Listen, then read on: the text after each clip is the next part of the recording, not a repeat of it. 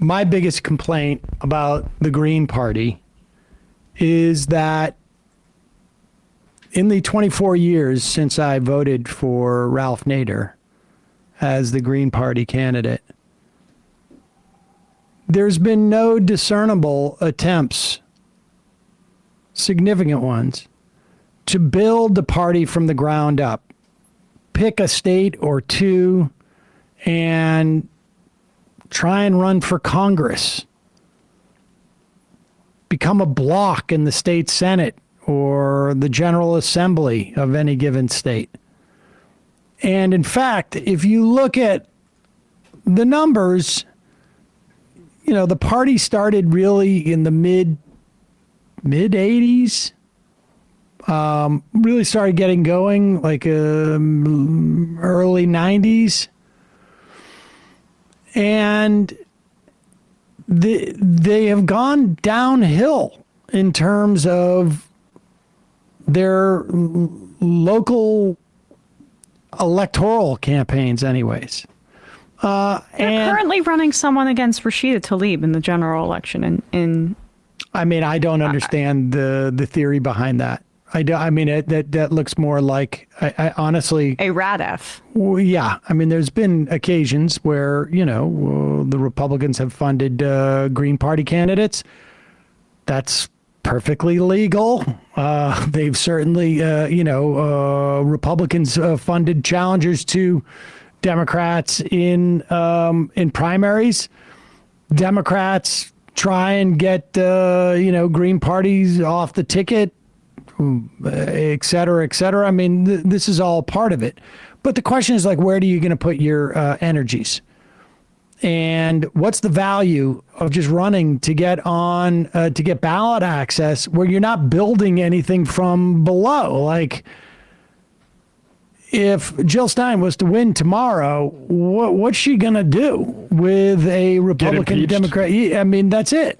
But if you had two Green members of the House, or one Green senator, that makes a big difference. Or if you wanted to use this as an opportunity to leverage one of the most important issues in the world right now, which is stopping the genocide in Gaza, if the Green Party were serious, they would have taken, Matt has made this point previously, Nora Arakat up on her offer, which was to be on the ticket and then essentially use that to say, hey, Kamala and Walz, we will drop out of the race if you agree to an arms embargo. And so that's actually smart politics. The Green Party said, actually, that's going to mess up our plans to get a certain percentage of the vote. And my response would be like, I think actually it would be a very good demonstration of your potency as a party, and it would probably be better for 2028. Well, I mean, that's the thing, is that, and they addressed it in this interview with Mehdi Hassan, but they... And I found the argument that they made, somewhat sufficient. They're in there for other issues as well. I mean, but the Democrats could say the same thing. But the Democrats could say the same thing. I mean, that's the thing, is that, like, you hear people say, like, I don't know, if you have the ability to leverage. Now, of course, nobody's making that deal, so we should just say this is all hypothetical, but they were afraid enough of that deal that they wouldn't even entertain it, hypothetically speaking. When your own party's power and viability on a national stage supplants that argument that this election should be exclusively about the genocide that the Biden-Harris administration is, midwifing, it makes it hard. But this was the weirdest part, honestly. Like, people should watch the interview. I will talk more about, like, what I thought was problematic with the Green Party in a minute. But if not for nothing, it's just because Mehdi's so good at this. Just watch it because Mehdi's so good. Yeah, I mean, this is weird. It is weird that she wouldn't say this. Like, I don't know what the cost is associated with it. I don't believe that she is I've never been one, let's put it this way, to believe that she is some type of Russian asset. I just assume that maybe she has a constituency that she'll get criticized if she says something like that. Yeah, Howie Hawkins lost half the party because he Russiagated, apparently, even though I don't really remember. Oh, is that right? They were all pissed at him that for that. must be what it is. Okay, but now I'm more convinced of this argument. I'm sorry. Like she's been photographed at stuff with Putin. I never bought into this at all, but this is why Mehdi's so good. Her complete inability to answer this question has me raising my eyebrows. We looked at your social media, and you haven't done that many posts specifically calling out Russian attacks on civilian areas. You haven't called Vladimir Putin a war criminal, but you have called Benjamin Netanyahu a war criminal. No, actually we did. Yeah. In my very first remarks about the Ukraine war, we condemned... Vladimir Putin's a war criminal in your view. Yes, we did and Bashar al-Assad's a war criminal. Yes, in so many words. Yes, we have said as much. So you called Netanyahu one, which I think he is. Oh, absolutely. Is Putin a war criminal? So what we said about Putin was that his invasion of Ukraine is criminal. It's a criminal and murderous war. And he's a war criminal who should be on trial. Well, by implication. You're struggling here to say something very simple. This is why people have their doubts about you in Russia. Well, why is Benjamin Netanyahu a war criminal but not Vladimir Putin? Well, as John F. Kennedy said, we must not we must not negotiate out of fear, and we must not fear to negotiate. So if you want to be an effective world leader, you don't start by name-calling and hurling epithets. So how will President Stein negotiate with Israel then if you've called Netanyahu a war criminal? Well, because he very clearly is a war criminal. So Putin clearly isn't a war criminal? Well, we don't have a decision, put it this way, by the International Criminal Court. Yes, we do. Yes, actually, actually you're wrong. There's an arrest warrant for Putin. There isn't yet an arrest warrant for Netanyahu. So why is Putin not a war criminal but Netanyahu is? Yeah. I think they're both let me say this. We are sponsoring that war. We are sponsoring Netanyahu. That's our war. He is our dog in this fight. That is why we have a responsibility. No disagreement from me at all. But that does not answer my question. With Russia, it's whether far we more sponsor them or not is irrelevant. Either you're a war criminal or you're not. Is Vladimir Putin a war criminal? In so many words, yes, he is. I don't know what so many words are. Butch, is Vladimir Putin a war criminal? Let me say that whatever you think he is, if you want to pull him back... I think. I'm asking what you think. You're running for president. If you are a world leader, you don't begin your conversation by calling someone a war criminal unless so why you have you called Biden and Netanyahu war criminals? Because we have a clear strategy and we have a very strong support across Is Bashar al-Assad and Vladimir Putin war criminals in your view? I mean, it's weird. I think it has more to do with just the what happened to Howie Hawkins, like that it's a domestic issue for her. Okay, but this, I mean, like, if you're being paid by Russia to be a Russian asset, I think the first thing you would say, like, and we can agree, I'll pretend to criticize you. I'm not saying that she's a Russian asset. That's real. But like with the news that we have from about tenant media, we can, I think, begin to say like, all right, there's some questions about where this money's coming in and how they're trying to influence people. And Jill Stein seemingly just pops up every 4 years to run for president in this extremely self-serving manner. That's more about her getting attention or maybe money than anything else. And she approached an answer that could have made sense, where you could say, like, the International Criminal Court is a Western organization that usually spends its resources issuing warrants. They still haven't issued warrants for Gallant and for Netanyahu, which they said they were preparing to do. It's been months at this point. Well, the prosecutor is attempting to get it, is to basically petition the court to get it. The U.S. is also raising hell about it too, right? And the answer could have been like, yeah, the ICC has had an uneven hand. They've gone after despots. They've gone after people, though, who are in opposition to the United States' interests materially in the world. And so, you know, I don't necessarily use that term in the same way I would apply it to Benjamin Netanyahu because of the clear hypocrisy on that issue. But she didn't answer that question in that manner. She didn't seem to understand that a warrant has already been issued for Putin, but not for Netanyahu. In the same way that she went on the Breakfast Club and didn't know how many House seats there were. And so she said 600. Is that true? I watched it. I thought that was a rumor. No, I watched the video. I don't know how you can say there are 600 seats in Congress and be a presidential candidate. The only charitable way to look at it is that she got confused about saying that she was trying to give an answer for the House members and the 100 members of the Senate. But even that is 535 and not 600. Yes, right. Is it possible there's 65, like... justices. And right now, is there another someone something? we can, another faction we can include? The reality is I would love if there were a party right now that was doing that, like what Nora Erekat encouraged, right? Trying to push the Democrats on this matter in a way that was strategic. We're now, like, we've seen Trump now run 3 presidential elections and it's so old. Jill Stein is like killing us with this stuff. Like, no one cares. And it just comes off as a grift. It really does. And I think it is. Here is the part that that is a problem for me. And in 2016, the Young Turks did a town hall with Jill Stein. And I had actually forgotten about this. Somebody emailed, reminded me of it. I guess they must have asked if I had a question that I wanted to ask Stein, and it was a pre-tape. I pre-taped the question. But here's the question, and I don't know, people can determine whether the answer was sufficient. And I can tell you that in terms of like the results, this was 8 years ago. And I haven't seen hide nor hair of what I was asking about. Proof is in the pudding. Already out of time. I went past. I'm going to do one more question here. Okay. I think Sam Seder has a very good one for you. It's also in video form, so let's watch.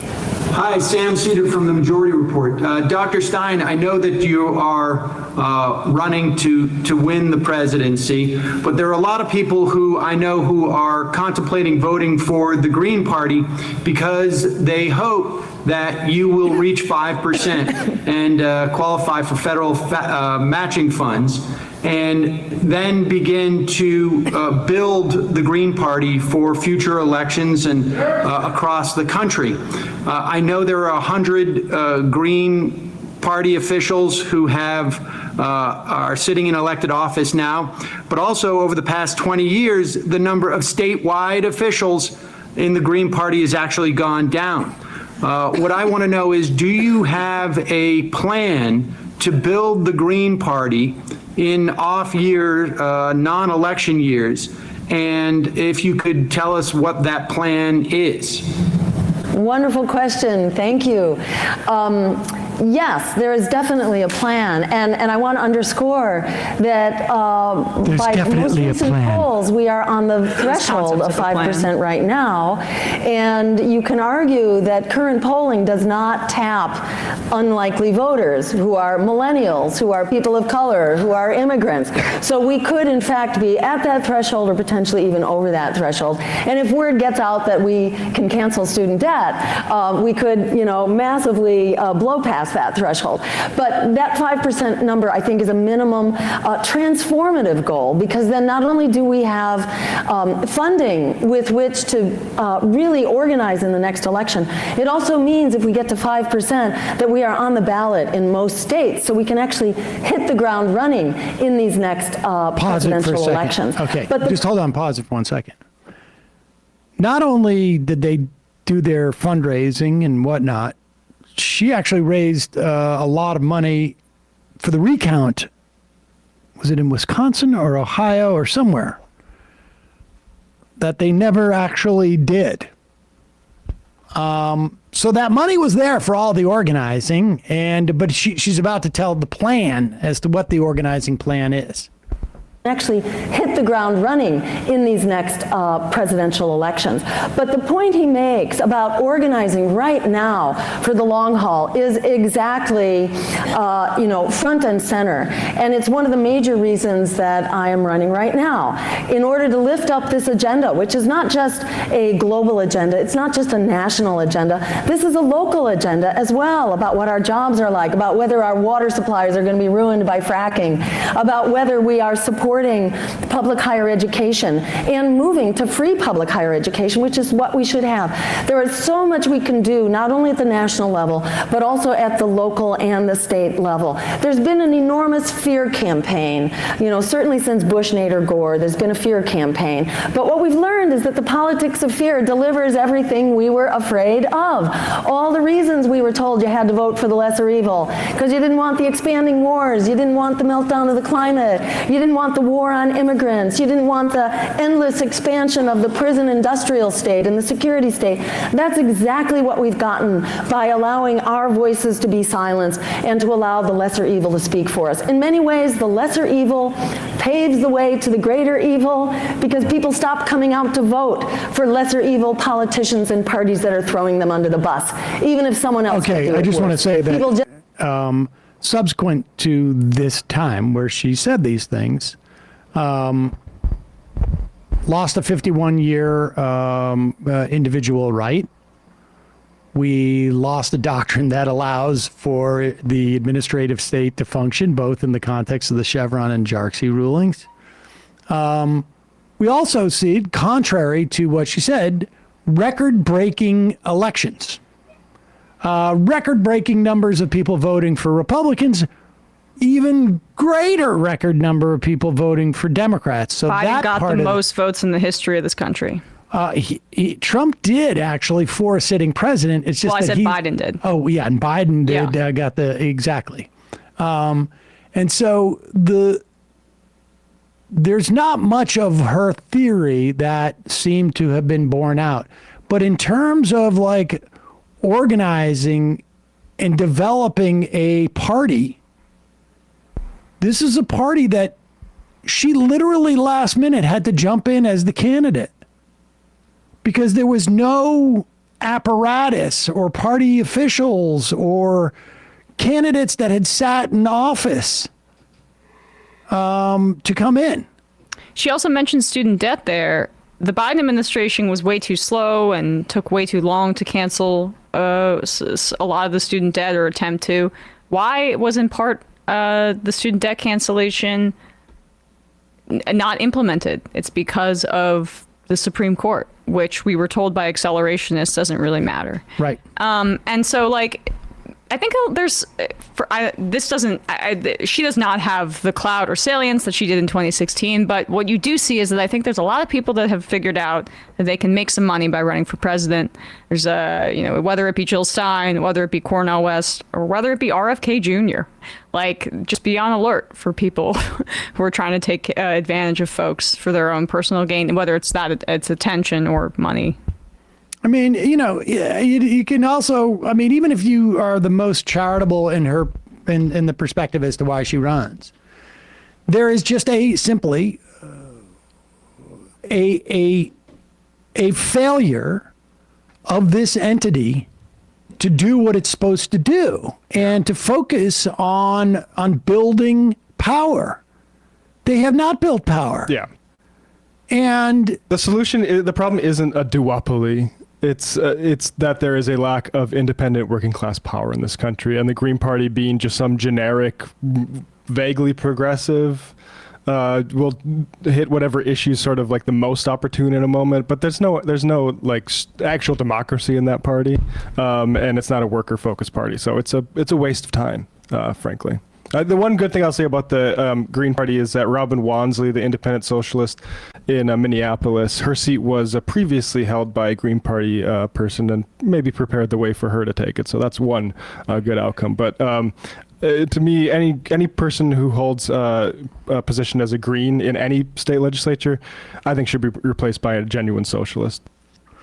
I mean, look, I'm in favor of them building a party that can function to have some influence, whether it's in the context of like fusion voting that exists in a couple of states, including New York, or going into